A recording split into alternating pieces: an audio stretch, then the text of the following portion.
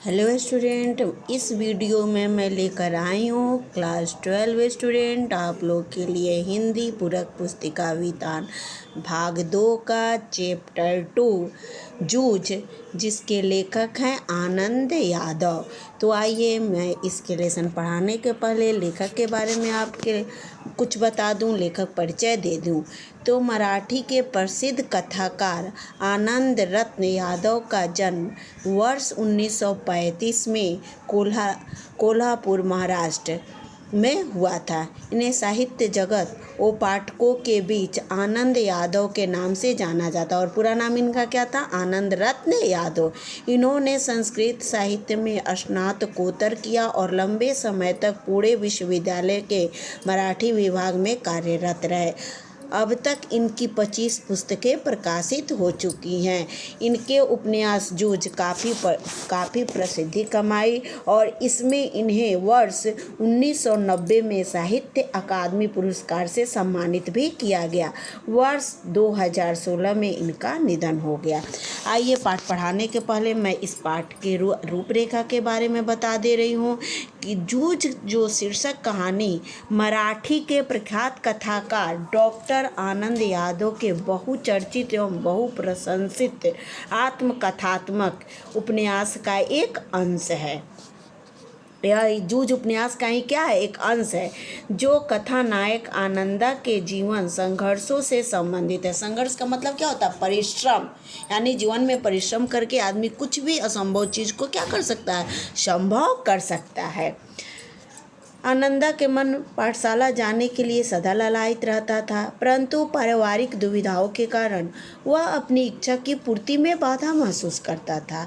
लेखक ने इस कहानी के माध्यम से, यानी लेखक कौन थे? वही थे आनंद, और उन्हें यहाँ उन्हीं के बचपन में आनंदा यहाँ नाम का वर्णन मैं कर रही हूँ। आनंदा के संघर्ष की मार्मिक चेतना को पाठकों के सामने जीवंत कर दिया है। यह एक किशोर के देखे हुए भोगे हुए गवाही जीवन के खुरदरे अर्थात और उसके रंगारंग परिवेश की अत्यंत विश्वसनीय जीवंत गाथा है। इसमें जीवन का मर्मस्पर्शी चित्रण तो है ही, अस्त व्यस्त अलमस्त निम्न मध्यवर्गीय ग्रामीण समाज और लड़ते जूझते किसान मजदूरों के संघर्ष की भी क्या अनूठी झांकी है। आइए मैं पाठ को अब स्टार्ट करने जा रही हूँ, आप ध्यान से सुने। पाठशाला जाने के लिए मन तड़पता था, लेकिन दादा के सामने खड़े होकर यह कहने की हिम्मत नहीं होती कि मैं पढ़ने जाऊंगा। किसकी? लेखक की, यानी आनंद की।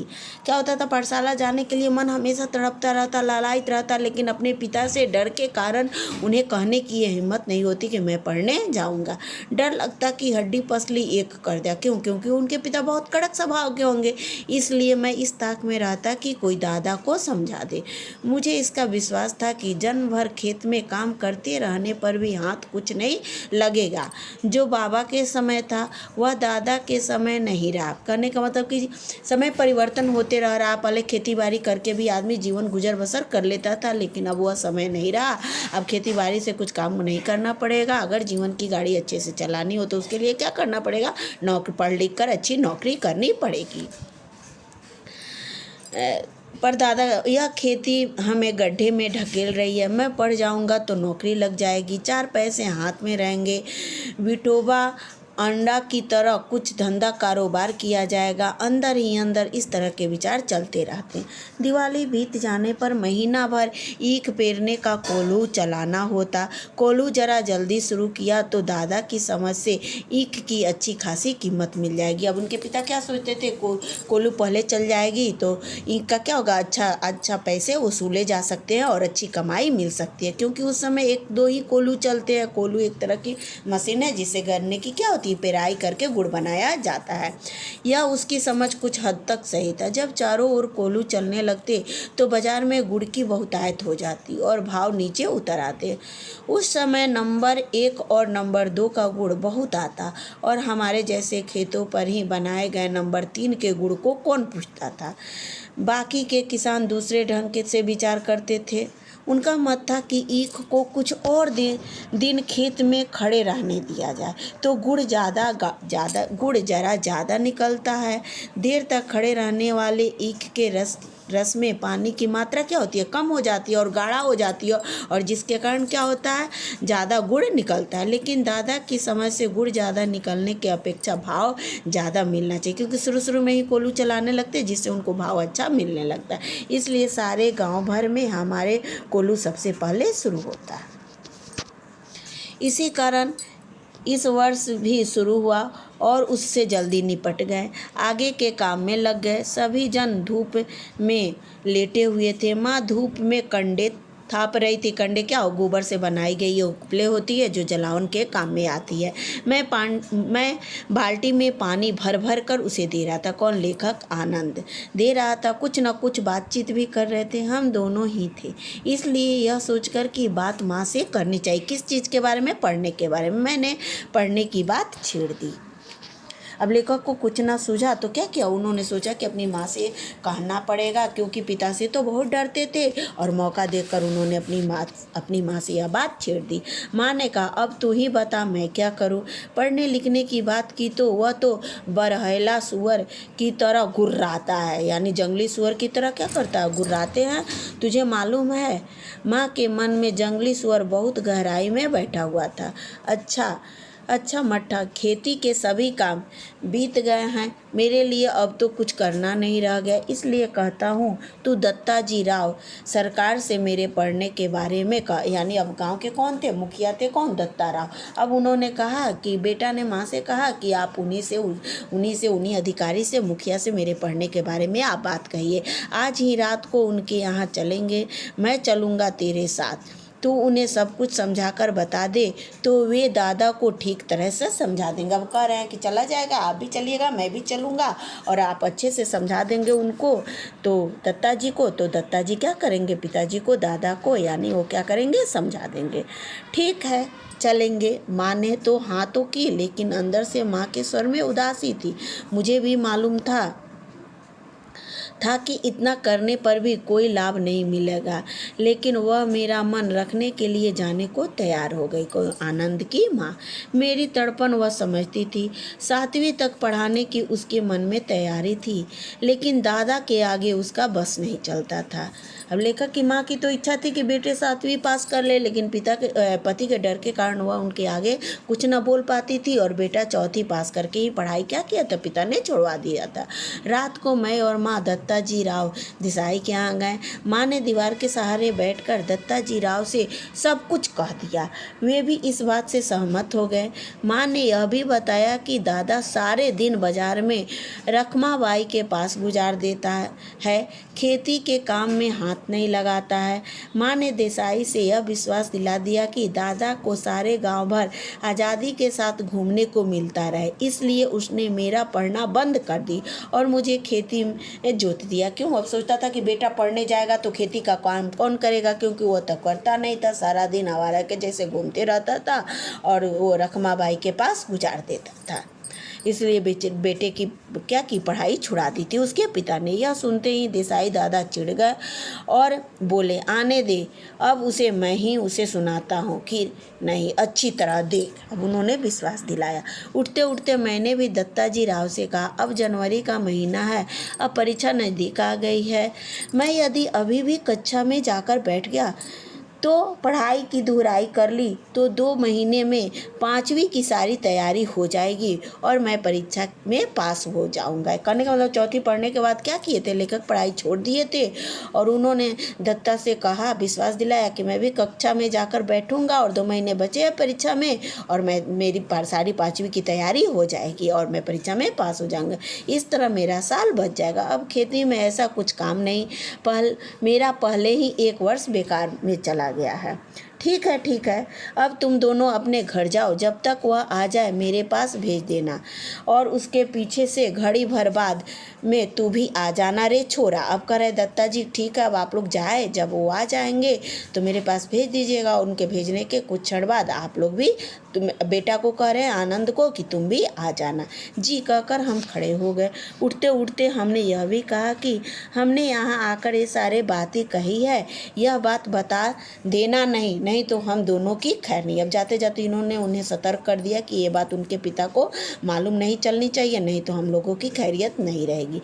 माँ अकेली साग भाजी देने आई थी, यह बता देंगे तो अच्छा होगा। ठीक है, मुझे जो करना है मैं करूँगा। देख, उसके सामने ही तुझसे कुछ पूछूंगा तो निडर होकर साफ साफ उत्तर देना, डरना मत। अब दत्ता जी कह रहे हैं कि ठीक है, मुझे जो भी पूछना होगा करना होगा मैं कर लूँगा, लेकिन मैं जो कुछ भी पूछूंगा उनके सामने तुम निडर होकर साफ साफ क्या करना, उत्तर देना। जी नहीं जी। अब फिर वो कह रहे हैं नहीं जी, मैं माँ के साथ लौट आया। 1 घंटा रात बीते, दादा घर पर आया, मैं घर पर ही था। आते ही माँ ने दादा से कहा साग भाजी देने देसाई सरकार के यहाँ गई थी तो उन्होंने कहा कि तुम बहुत दिनों से तेरा मालिक दिखाई नहीं दिया है, खेत से आ जाने पर जरा इधर भेज देना, कुछ कामों आम था। दादा ने अधीरता से पूछा, मुझे तो कुछ बताया नहीं उन्होंने, तो मैं हो आता हूँ। अब पिता ने कहा कुछ कामों आम था। अब सुने कि भाई मुखिया मुझे बुला रहे। बड़े आदमी किसी को बुलावा करे तो लोगों को बहुत उत्सुकता होती है और उत्सुकता वक्त वो जल्दी उसके पास पहुँच जाते हैं। यही काम उसके पिता ने किया। मैं आता हूँ, तब तक तू रोटियां सेक ले। गड़प्पा आए तो उसे खेतों पर भेज देना पहले ही। दादा तुरंत उठ खड़ा हुआ। देसाई के बाड़े का बुलावा दादा के लिए सम्मान की बात थी। आधा घंटा बीतने पर माँ ने मुझसे कहा कि अब तू जा, कहना जिम ने बुलाया। अब आधा घंटा बीत गया तो माँ ने बेटा को कहा तू भी जा, कह देना कि माता ने तुम्हें खाने के लिए भोजन करने के लिए बुलाया है। अच्छा, मैं पहुँचा तो सरकार मेरी राह देख रहे थे। क्यों आया रे छोरे, दादा को बुलाने आया है? अभी खाना नहीं खाया है क्या? बैठ थोड़ी देर।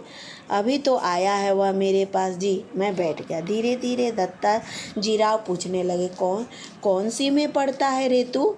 जी 5वीं में था, किंतु अब नहीं जाता। क्यों रे? दादा ने मना कर दिया है, खेतों में पानी लगाने वाला कोई नहीं है। क्यों रत्नप्पा? हाँ जी। फिर तू क्या करता है? सरकार ने दादा से जीरा यानी पूछना शुरू किया तो सारा इतिहास बाहर निकल गया। सरकार ने दादा पर खूब गुस्सा किया। उन्होंने दादा की खूब हजामत ने अच्छी खबर ली बनाई। देसाई के मट्ठा यानी खेत को छोड़ देने के बाद दादा का ध्यान किस तरह काम की तरफ नहीं रहा। मन लगाकर वह खेत में किस तरह श्रम नहीं करता, फसल में लागत नहीं लगाता, लुगाई और बच्चों के काम में जोतकर किस तरह तू खुद गांव भर खुले सांड की तरह घूमता है और अपनी मस्ती के लिए किस तरह छोरे के जीवन की बलि चढ़ा रहा है, यह सब उन्होंने सुना। अब उनकी खूब डांट फटकार लगाई कि तुम्हें थोड़ी भी अपनी पत्नी और बच्चों की चिंता नहीं, तुम खुद उन्हें क्या खेतों के कामों में लगाकर और गांव भर में तुम खुद आज़ादी से घूम रहे हो, अपनी मस्ती कर रहे हो और लड़के के जीवन को क्या कर रहे हो, बर्बाद कर रहे हो। दादा के हर एक तर्क को दत्ता जी राव ने काट दिया और मुझसे कहा सवेरे से तू पाठशाला जाता रह, कुछ भी हो पूरी फीस भर दे उस मास्टर के। करे कुछ भी करके तू पूरी फीस भर दे मास्टर की और तुम सुबह पाठशाला जाओ और मन लगाकर पढ़ाई कर और किसी भी तरह साल नहीं मारा जाइए। और हिदायत दी कि किसी भी तरह यह साल नहीं मारा जाइए, इसका ध्यान रखिए।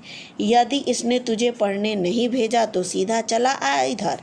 करे यदि पिता पढ़ने नहीं भेजेंगे तो तुम क्या करना, मेरे पास चला आना, सुबह शाम जो हो सके वह काम कर यहाँ और पाठशाला जाते रहना, मैं पढ़ाऊँगा तुझे। इसके लिए पास जा, जरा ज़्यादा बच्चे हो गए हैं।